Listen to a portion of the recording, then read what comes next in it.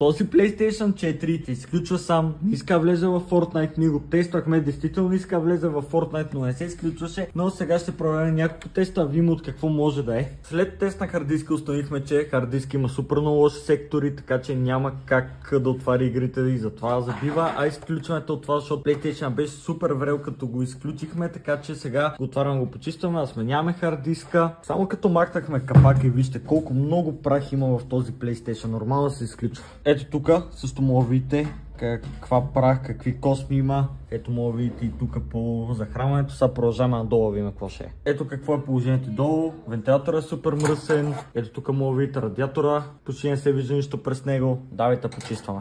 Сега положението е много по-различно, както видите. Няма прах тук. Тук също няма прах. Вече положението е много по-различно. Сега да продължаваме с термоподложките и термопастата. Ето и новата термопаста вече. Сега продължаваме с самите подложки. Ето го сглобен, стария му харддиск. Сега в нови инсталираме системата.